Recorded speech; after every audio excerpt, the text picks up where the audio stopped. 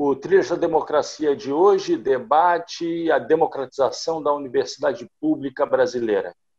Os nossos convidados são Carla Acioli, professora do Programa de Pós-Graduação em Educação Contemporânea do campus do Agreste, da Universidade Federal de Pernambuco, e Danilo Vital, pedagogo e mestre em Educação Contemporânea no campus do Agreste, da Universidade Federal de Pernambuco.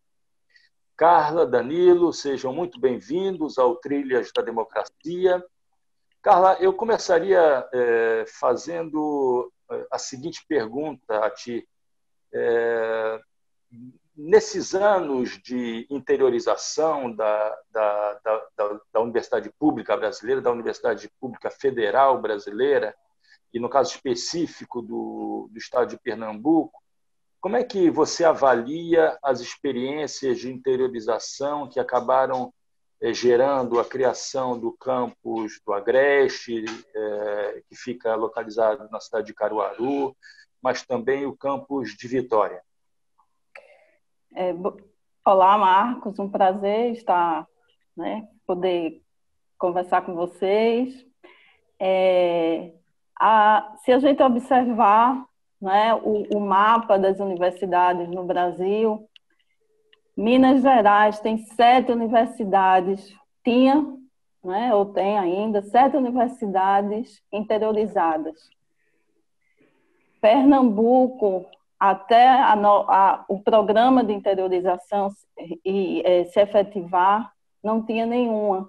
Então, o interior, o ensino superior no interior de Pernambuco, quem ofertava predominantemente era o setor privado, as faculdades privadas, não eram universidades, ou autarquias municipais também, mais pequenas, como faculdades. Então, a interiorização da Universidade Federal, no Agreste, com campus de Vitória e de Caruaru, democratiza o acesso ao ensino superior, democratiza com muita qualidade, porque ele vem acompanhado do ensino, das oportunidades de pesquisa e de extensão também. Não foram arranjos, foram uma interiorização bem pensada, do ponto de vista que vem desde da estruturação do campus, da estruturação física mesmo, da construção desses campos, da seleção do processo dos concursos para docentes, número de vagas, os cursos, quais cursos seriam ofertadas. Então, houve muita conversa, muito diálogo com essas necessidades, do que ofertar. E, sobretudo, também eu acho que muito positivo são a configuração curricular desses cursos, que o trabalho de Danilo, ele salienta, ele emerge dos dados dele essa configuração curricular, que não é só você garantir o acesso, você ter a vaga, ter o SISU, mas é como esses estudantes, ele vai ser dada a oportunidade a ele de se manter estudando, não só a política de assistência estudantil com as bolsas, não só do ponto de vista econômico, mas também a configuração curricular que permite que esse aluno, que esses estudantes, eles se filiem ao curso que escolheram. Então, com currículos, o curso de comunicação, que é voltado para a produção cultural, considerando muito a região do Agreste, uma região de música, de muita arte, o curso de medicina, que é o núcleo de ciências da vida, que foi existiu muito diálogo com o curso de medicina de Recife, que é um curso antigo, tradicional, mas o nosso curso tem uma proposta curricular, que foi o nosso primeiro coordenador de curso foi um professor daqui do Recife, mas ele tem uma configuração diferenciada, Então, isso permite também que os estudantes possam enfrentar outras adversidades, né, como a econômica, por exemplo, né, se Então, manter no... Carla, a sensação que eu tenho quando você fala é que, diferentemente da expansão desenfreada das faculdades privadas, que seguiram e continuam a seguir a lógica mercantil, é claro isso, né? A expansão, o processo de interiorização, a formação dos cursos se deu das universidades públicas federais se deu de maneira planejada, programada, procurando atender às demandas da microrregião onde foram instalados esses campi, né? É isso mesmo? Essa impressão ela se confirma na sua experiência? Se confirma com a nossa experiência, ela é confirmada, sim, né? Então, há muito cuidado do todo o campus, né? Eu acho que é muito comum nós, professores, escutarmos de outros colegas, de outras universidades, quando a gente tem um contato, que troca uma ideia, faz, poxa vida, como vocês são entusiasmados com o campus, com o projeto, né, vinculados aos seus cursos. Então, isso é muito comum e a gente acredita nesse projeto, né? Ele tem dado, confirma os resultados. Eu acho que as histórias, os relatos da pesquisa de Danilo, eles dão para a gente essa dimensão, né, de que você criou a oportunidade, não é? Garante direito, não só o direito ao ensino superior, mas o direito a você ser quem é, não é? Tanto que chama a atenção e está no texto de Danilo, né, o estudante de medicina, que ele diz que não tem pretensão nenhuma em, como disse Fabiana na matéria, empreender na medicina como médico, né? Mas voltar, quer dizer, então a gente fixa essa política de fixar os profissionais na própria região para qualificar o atendimento, seja médico, seja educacional da região, né? Das empresas, com engenharia, com design. Então, isso tem sido... tem dado resposta, né? Os nossos egressos, eles têm se fixado, parte deles, na própria região, né? Tem contribuído com o desenvolvimento da própria região. Falemos um pouco, então, agora com o autor da dissertação, né? Danilo Vital defendeu a sua dissertação de mestrado no dia 9 de setembro desse ano.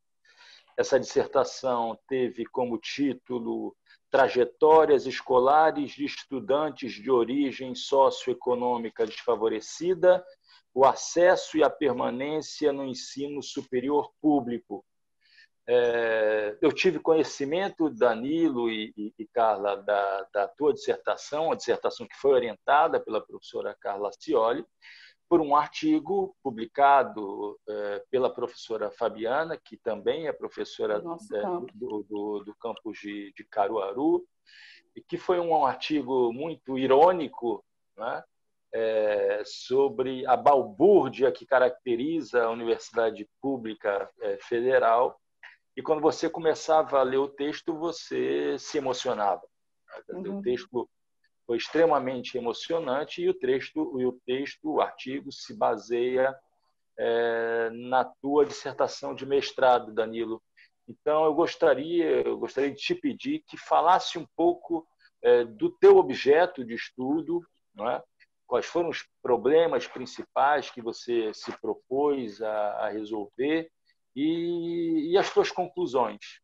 Obrigado, Modarim, pela oportunidade da gente estar debatendo um tema tão relevante para a sociedade, que é a questão da interiorização das universidades públicas federais.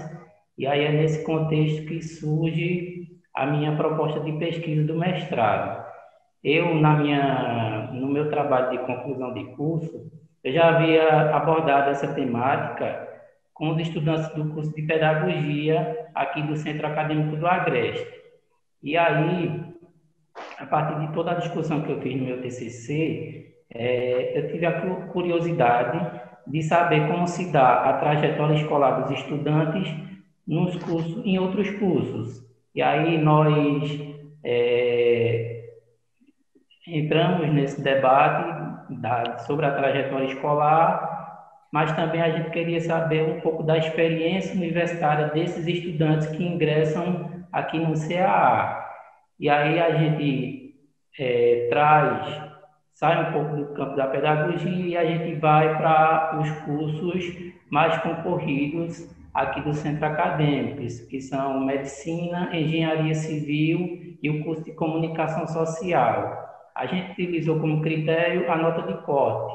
Então, nos últimos 5 anos, os cursos com a maior nota de corte são esses que eu acabei de mencionar. Então, a partir disso, a gente buscou conhecer como essa trajetória desses estudantes, que é marcada por inúmeras dificuldades e desafios ao longo do processo de escolarização básica, e também um pouco da experiência do estudante após o ingresso. Então, a gente focou nesses 2 aspectos, mas aí surgiram inúmeras questões, tanto do processo de escolarização básica, como do processo da vivência acadêmica, da vida acadêmica desses estudantes aqui no interior. Então, esse foi o meu interesse, foi a partir dessas questões, e a minha aproximação com essa temática vem do meu trabalho de conclusão de curso, que foi apresentado também aqui no Centro Acadêmico do Agreste. Danilo, você construiu 3 retratos sociológicos de estudantes exatamente desses cursos, que são cursos, digamos, de elite, né? Cursos tradicionais da classe média, né? Por isso são os mais procurados, né? Comunicação, engenharia e medicina, como você e Carla antes fizeram questão de citar. Né? Desses retratos sociológicos, o que advém? Quais são as principais dificuldades enfrentadas para entrar e se manter na universidade no campus do Agreste, em Caruaru? As dificuldades são várias. Uma que a gente pode citar na verdade, as dificuldades elas vêm antes mesmo do estudante ingressar. Então, estudantes que assim, foram 6 retratos, 2 de cada curso, então a gente observou nesses 6 retratos sociológicos que as dificuldades desses estudantes, elas vêm para permanecer mesmo no sistema de ensino, desde a educação básica, estudantes que frequentam escolas com professores que não têm a formação adequada para estar ministrando aulas de disciplinas específicas. Então, essa já é uma dificuldade que esse estudante enfrenta no seu processo de escolarização básica. Estudantes que, já por outro lado, a gente também tem estudantes que frequentaram boas escolas públicas, com professores bem formados, qualificados, escolas com boa infraestrutura. Então, ao mesmo tempo que a gente tem questões de dificuldade, a gente também tem experiências positivas desses estudantes. E aí a gente tem estudantes, por exemplo, que vêm de área rural, e aí durante o processo de escolarização, digamos que eles migram para escolas da área urbana. Isso aí já se constitui como uma dificuldade para esses estudantes, uma vez que eles já estavam familiarizados com o ambiente escolar do campo, e aí eles transitam por outros espaços durante o processo de escolarização básica. Então, para muitos desses estudantes que saem do campo para a cidade, isso já se constitui como uma dificuldade para eles, por questões de transporte, de locomoção, e Então, essas foram algumas dificuldades que nós encontramos antes mesmo desse estudante ingressar no ensino superior. Danilo, os relatos que você fez, né, apresentam as tradicionais dificuldades estruturais, né?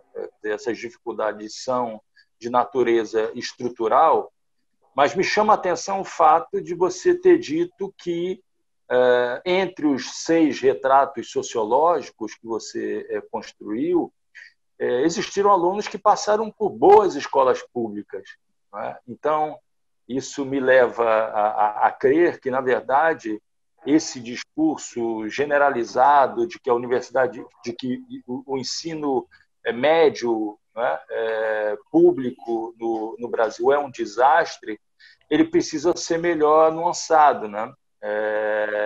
Essa a tua impressão? Exato, a gente precisa desconstruir essa imagem de que escola pública é atrasada, que não há professores qualificados, infraestrutura precária. Então, a gente precisa desconstruir esse discurso e mostrar para a sociedade, para a população, que há boas escolas públicas, com excelentes professores, boa infraestrutura, e isso requer mais investimento na escola pública. Então, quando a gente traz experiências, relatos de estudantes que passaram por boas escolas públicas de qualidade,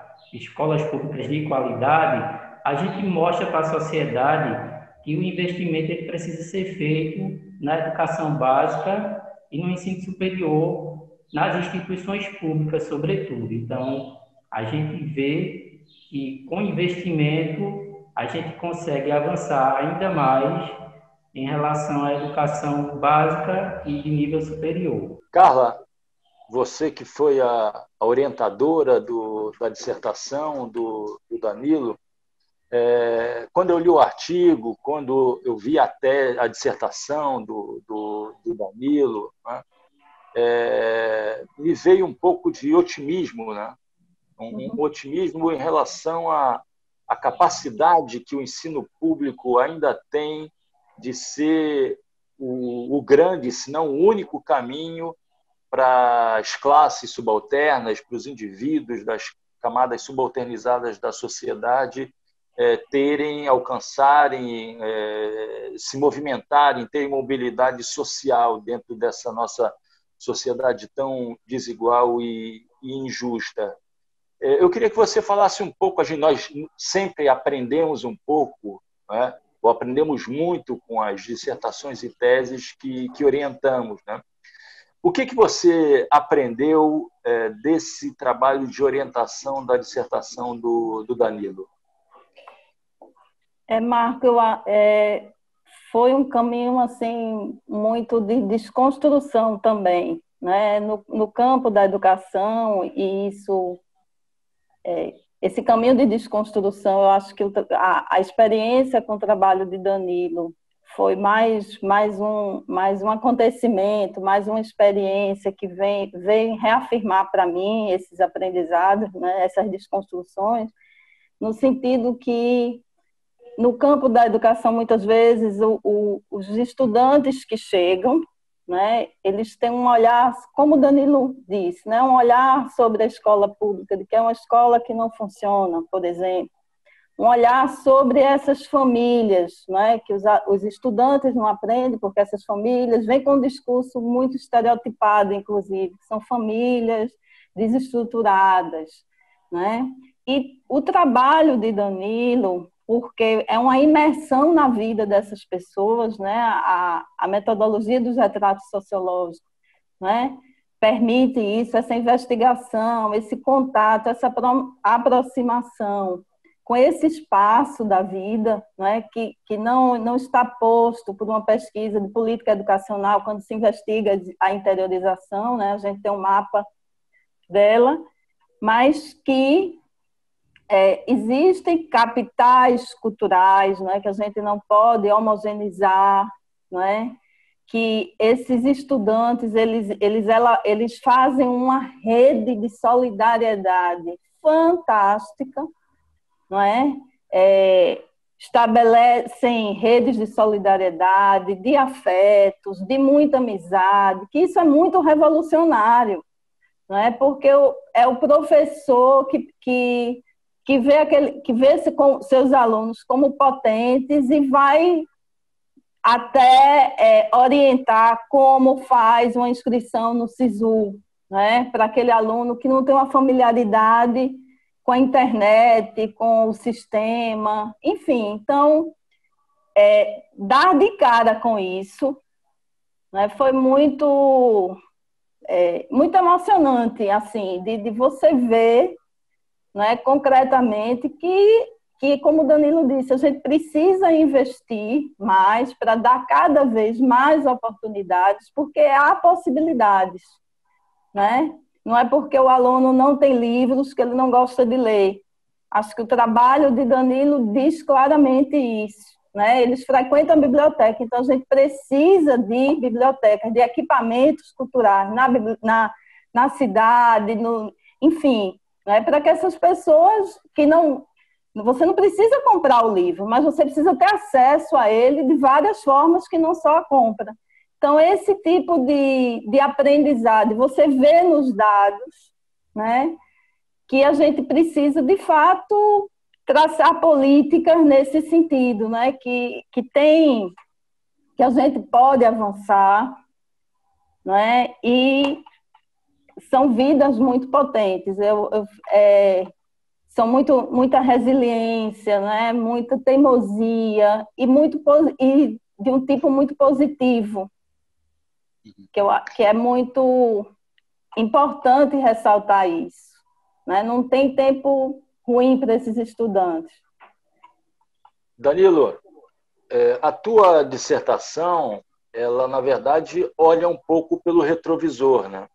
Em que sentido? Quer dizer, ela é uma pesquisa sobre um conjunto de estudantes que foram beneficiados por um processo que se deu no decorrer dos governos do ex-presidente Lula, não é? Só que quando você termina a tua dissertação, você se encontra, quando você entrou no mestrado, não é? Você se encontrou em meio a um processo fortíssimo de ataque às universidades públicas federais. Talvez você tenha entrado ainda no governo Temer, né? E fez as disciplinas e fez a tua pesquisa e a redação da tua dissertação durante o governo Bolsonaro. Qual é a tua impressão, qual é a tua sensação em ter, na verdade, feito uma pesquisa sobre um grande avanço no campo da educação pública e perceber que esse grande avanço vem sendo combatido pelos dois últimos governos brasileiros? É importante destacar, Mandarim, que o processo de interiorização ele ampliou as oportunidades de acesso ao ensino superior. E aí um dado que a gente traz, que é muito interessante na pesquisa, é que todos os estudantes entrevistados que nós relatamos na pesquisa, eles são os primeiros de suas famílias a ingressar no ensino superior. Isso mostra a importância e a relevância de políticas que democratizem o acesso ao ensino superior. Então, a gente vê... Isso é uma revolução, né? É uma micro-revolução na vida dessas famílias, né? Eu ia te fazer, inclusive, essa pergunta, né? O primeiro exemplo de pessoas da família que conseguem acessar o ensino superior. E a gente vê que isso é um avanço significativo na questão do acesso e também, como a professora Carla falou, a universidade ela tem políticas de assistência estudantil que garantem a permanência desses estudantes, tanto no que diz respeito ao aspecto econômico, mas também, digamos, no aspecto mais subjetivo, psicológico, uma vez que esses estudantes eles são acolhidos por assistentes sociais dentro da universidade. Então, a permanência desses estudantes, ela é importante e a universidade ela vem tratando, ela vem dando atenção tanto a questão do acesso, mas também a permanência desses estudantes no ensino superior. E aí, é como você colocou, a gente vê que a gente avançou, mas ao mesmo tempo, tudo que a gente conseguiu construir, conquistar ao longo desses anos, a duras lutas, a gente vê, se sente um pouco ameaçado, uma vez que esse governo que aí está, ele tenta, de certa forma, desconstruir tudo que a gente construiu. Então, a gente enxerga a política do governo Bolsonaro como uma ameaça para nós, estudantes de graduação e pós-graduação, e para toda a comunidade acadêmica. Então, a gente vai continuar resistindo e enfrentando todos esses desafios que vão surgir nesse contexto político no qual a gente se encontra. Então, a gente está de mão dadas e está firme, sabendo que o processo de interiorização é um direito e uma conquista nossa e de toda a sociedade. Então, a gente não pode deixar que um governo que entra com outra perspectiva, com outro olhar para o ensino público e para a universidade, tente destruir tudo que a gente conseguir. Então, a gente vai lutar para que o nosso direito ele permaneça e que outras gerações também possam ingressar no ensino superior, as futuras gerações, sobretudo. Carla, uma última pergunta, o nosso tempo está se esgotando. Qual é o ânimo dos professores, dos docentes do campo, do Centro Acadêmico do Agreste, diante dessa ofensiva destruidora do governo Bolsonaro? Eu acho que Danilo descreve bem o ânimo dos estudantes e dos professores, né? Assim, a gente tem a dimensão da destruição que tem ocorrido, né, dos programas, o corte de bolsas, não só bolsas de assistência estudantil, bolsa para pesquisa, o que inviabiliza muito a pós-graduação, né, e a própria graduação. Mas resultados como esses e como outras pesquisas que têm sido feitas na universidade, em outras áreas, né, elas trazem para a gente a certeza de que é preciso e de que vale a pena continuar nessa luta, fazendo cada vez mais a universidade. Eu finalizo esse Trilhas da Democracia de hoje pegando emprestado a dose de ironia que a professora Fabiana, que é do Núcleo de Comunicação e Design do campus de Caruaru, utilizou no seu artigo. Se você quiser ter acesso à balbúrdia, mas uma balbúrdia democrática, a balbúrdia democrática que é feita dentro da Universidade Pública Federal no Brasil, particularmente na Universidade Federal de Pernambuco, no seu campus do Agreste, leia a dissertação de mestrado do Danilo Vital, intitulada Trajetórias Escolares de Estudantes de Origem Socioeconômica Desfavorecida, o Acesso e a Permanência no Ensino Superior Público.